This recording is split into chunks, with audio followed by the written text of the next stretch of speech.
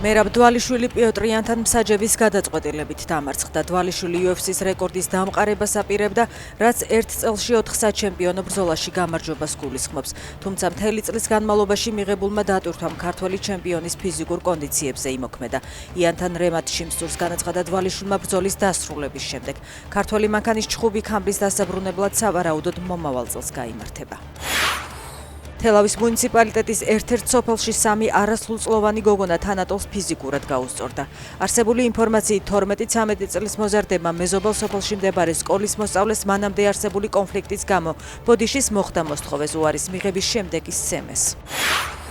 ქვემო ქართლში 4 არასრულწლოვანი დააკავეს. გამოძიების ინფორმაციით მათ მარნეულში სწრაფი ჩარიცხვის აპარატები მოიპარეს და დიდი ოდენობით თანხას დაეუფლნენ.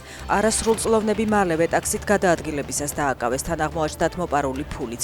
ოფიციალური ინფორმაციით ამავე მოზარდებს ბრალად ედებათ ნოემბერში მარნეულში მდებარე მაღაზია მაგნიტის გაქურდვაც.